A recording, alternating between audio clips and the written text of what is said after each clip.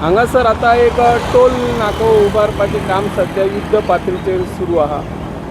तुम्ही पंचायतीने भरपूर वर्सां प्रतिनिधित्व केले, तुमकां ह्या संदर्भात काय खबर आसा आणि काय तुमची मागणी? अजूनपर्यंत ह्या तोरशा पंचायतीक किंवा आमकां आणि आमदाराकडे आम्ही वारंवार विचारणा केली, पूण हेतुल्ली अजून आमदाराकय किंवा पंचायतीक हेतुल्ली काय कल्पना ना। हो टोल नाको हांगासर जाता आणि युद्ध पातळीर हेचें काम चालू आहा। हांव ह्या निमतान सरकारा कडेन तशें आमच्या माननीय कार्यक्षम अशे आमचे मुख्यमंत्री प्रमोद सावंत हेंच्या कडेन मागता की ह्या निमतान हांव अशें मागता की हो आमचो तोरशा गांव आणि हो परिसर जो पेडणे तालुको आहा तो सर्वस्वी बांदा बाजारपेठेर अवलंबून आहा आणि प्रत्येक आमच्या घरातसून ह्या तोरशाच्या परिसरातल्या घरातसून म्हणा सगळ्या परिसरातसून दिसाक 2 फावटी 3 फावटी एकदा 3 फावटी सुद्धा वयचें पडटा बान्या।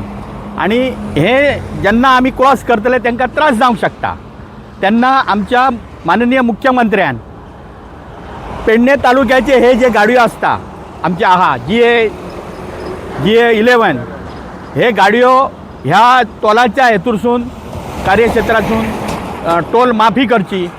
आणि ही आमच्या आता 15 ऑगस्टाक आमचे सगळे लोक हजारांनी लोक जे आमचे स्मारक आहा ते बरे रितीन जाल्ले आहा, तेका उमेदीन ते सगळे जाण सरकाराचे धन्यवाद देवपाक किंवा सरकाराक मुख्यमंत्र्याक बरे मागपाक आमच्या आमदाराक बरे मागपाक येवपाचे आहात।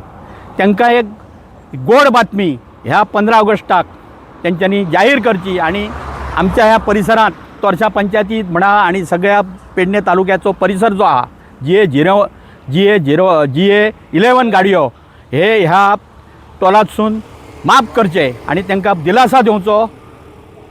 पहिले प्रथम आमचे हे स्मारक जाल्या बद्दल लोक खुशीत आहात आणि त्या खुशीत ही खुशी भर करची, चवथी कडेन तांकां गिफ्ट करचे, नाजाल्यार प्रत्येक टायमार पंचायतीक आमच्या सारक्या लोकांक आमदाराक जो तो विचारीत आहा की हे टोलाचें कशें कितें, आमकां फुडें कशें कितें, तर तांकां सगळ्या ह्या विवंचनेतसून कित्याक विवंचना म्हणटा जाल्यार खुबसो त्रास जातलो, 3 फावटी 4 फावटी जावचें पडटा।